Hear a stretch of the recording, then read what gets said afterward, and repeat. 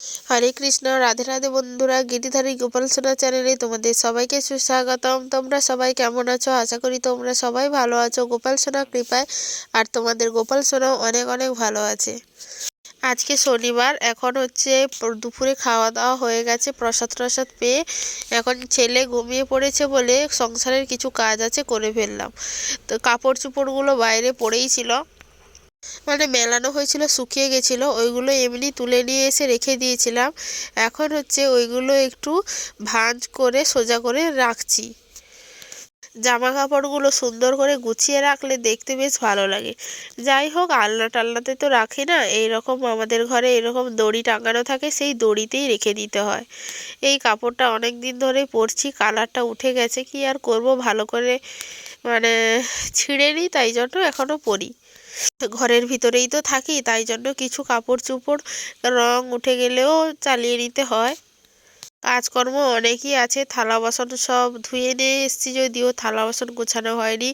ওই টেবিলগুলো গোছাবো, ঘর দর নেতা দেবো, জিনিসপত্র একটু এদিক ওদিক হয়ে আছে, সমস্ত কিছুই আজকে গুছাবো ভেবেছি। আর ছেলে ঘুমিয়ে থাকলে এইগুলো করতেও কিন্তু অনেকটা বেশ সুবিধাই হয়।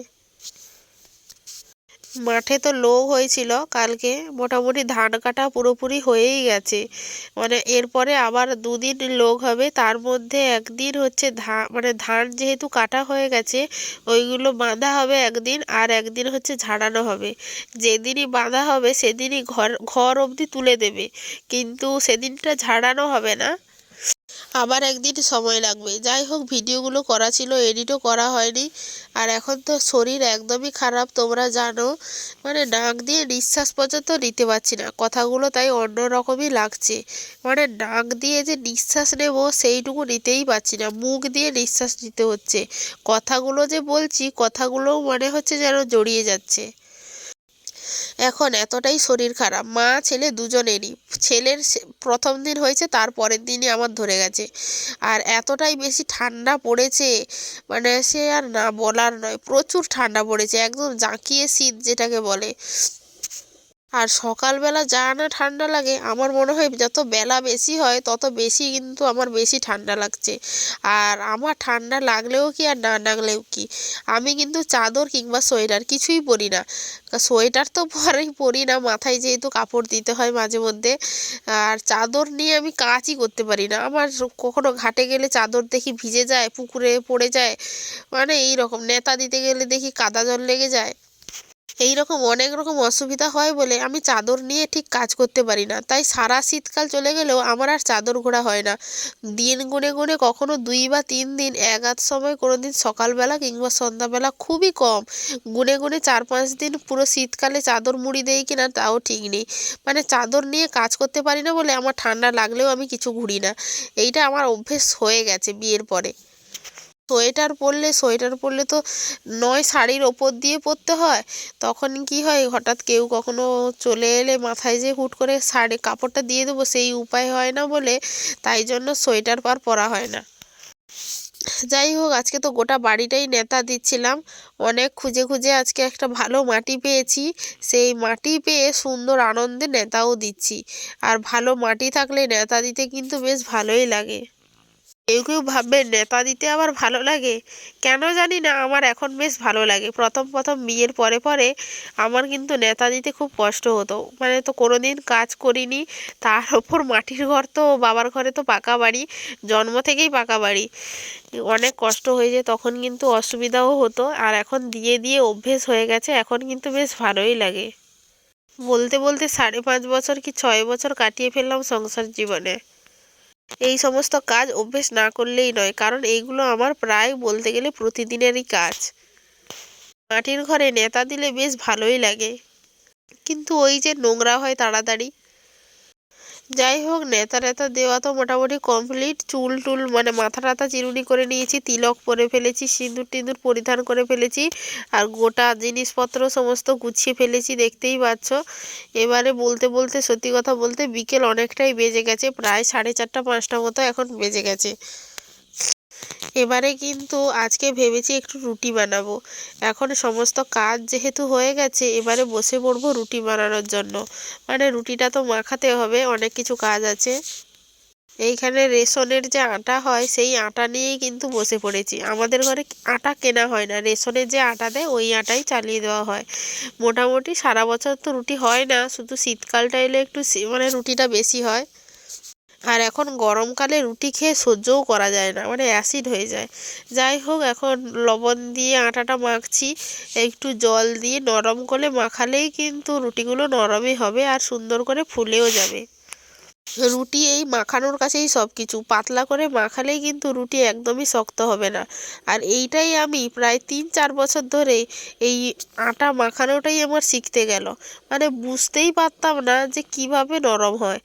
যেমন করেই মানে মাখাই না কেন, কত করে দাবতাম, 1 ঘন্টা ধরে দাবাদাবি করতাম, তাও কোনোদিন রুটি নরম হতো না। আমি ভাবতাম মারা কিংবা আমার ননদ দিদি তারা দেখি একটুক্ষণ সঙ্গে সঙ্গে মাখিয়ে সঙ্গে সঙ্গে রুটি করে দেয়, তাও দেখি নরম হয়ে যায়। আর আমি এতক্ষণ করে দাবাদাবি করি, তারপরেও কেন হয় না। আসলে মাখানোটাই আমার শক্ত করে হতো বলে যতই দাবাদাবি করি না কেন রুটি আমার শক্তই হতো। তো এখন আমি প্রসেসটা শিখে গেছি, 1-2 বার পাতলা করে এমনি করতে গিয়েই দেখলাম যে খুব ভালো হয়েছে।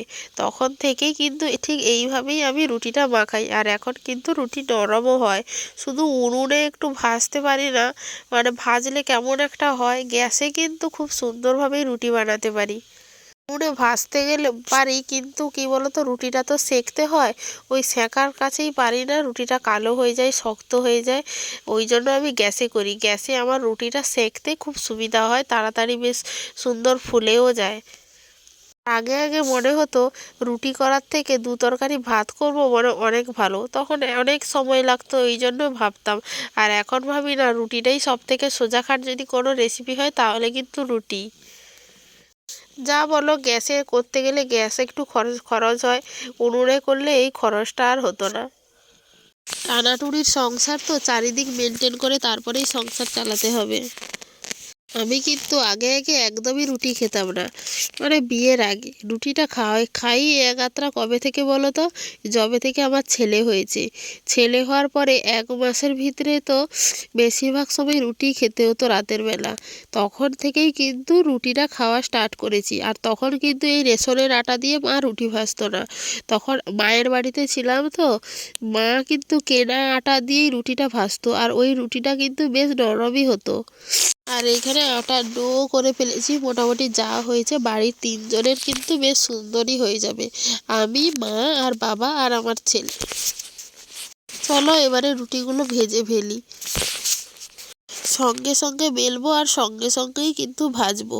আগে থেকে বেলে চাপাচাপি করে রেখে দিলে একটার সঙ্গে একটা জড়িয়ে যাওয়ার সম্ভাবনা থাকে। আর সঙ্গে সঙ্গে বেলা হলে, সঙ্গে সঙ্গে ভাজা হলে কিন্তু এই অসুবিধাটা আর হয় না। আর যেহেতু গ্যাসে রুটি ভাজা হয়, কখনো যে জ্বালন বেশি লেগে যাবে কম লেগে যাবে সেই চিন্তা ভাবনাটা নেই। তুমি যেমনভাবে গ্যাসের ফ্লেমটা রাখবে ঠিক সেই রকমভাবেই থাকবে। এইটা একটা গ্যাসের সুবিধা। অনেক দিন তো হয়ে গেল, বাবার ঘরে যেতে এবারে মন চাইছে, কবে যে যাব জানি না। বরমশাই বাড়িতে থাকলে এতটা মনে হয় না যে বাবার ঘরে যাই, কিন্তু বরমশাই যেহেতু বাড়িতে থাকে না, কয়েকদিন থাকার পর মনে হয় না আর ভালো লাগছে না, 2 দিন বাবার ঘর থেকে ঘুরে আসি। তাই ঘন ঘন বাবার ঘরেও এই করে চলে যাওয়া হয়। বরমশাই চলে গেছে আজকে প্রায় এই 20 দিন মতো। এখনই মনে হচ্ছে আর ভালো লাগছে না, আবার গিয়ে 2 দিন বাবার ঘর থেকে ঘুরে আসি। এই হচ্ছে আমার অবস্থা। আর মাঝে মধ্যে বাবার ঘর থেকে ঘুরে এলে একটা জিনিস খুব ভালো হয়, মনটা ফ্রি থাকে। আর না হলে এই যে কেউ কিছু একটু কিছু যদি কেউ কিছু বলে দেয় তাহলেই যেন খিটমিটে হয়ে যায়, সারাদিন যেন মনটা কীরকম খিটখিট খিটখিট করে। আর মাঝে মধ্যে ঘুরে এলে এই জিনিসটা কিন্তু হয় না। যদিন বাড়িতে থাকি না কেন, সুন্দর করে মন দিয়ে কিন্তু শ্বশুর শাশুড়িকে নিয়ে সংসার করা যায়। শুধু ওই মাঝে মধ্যে একটু বাবার ঘরে যেতে দিতে হবে, আর কিছু চাই না। একদিন ওই বাবার বাড়ি থেকে কবে আসবো সেই চিন্তা ভাবনা করে অল্প বয়সে পালিয়ে এলাম। আর এখন মনে হয় কবে বাবার ঘরে যাব। কি অবস্থা, আর সময় কীরকম কি যায় না আসে। ওই অল্প বয়সে কিছু না বুঝে সুঝে পালিয়ে আসার এখন ফলটা বুঝতে পারছি। এখন ভাবি যদি বাবার ঘরে থাকতাম তাহলে কত না ভালো হতো, অনেক স্বাধীনতা ছিল। আর তখন ভাবতাম বিয়ের পরে অনেক স্বাধীনতা আছে। এখন বিয়ে করেই বুঝতে পারছি স্বাধীনতাটা কোথায় ছিল আর কোথায় নেই। এখন তো মনে হয় চার দেওয়ালের মধ্যে সারাদিন ঢুকে থাকি। তখন তো যাই হোক স্কুলে যেতাম, টিউশনে যেতাম, সাইকেল নিয়ে এদিক ওদিক যেতেও পারতাম। আর এখন তো সেই উপায়ও নেই।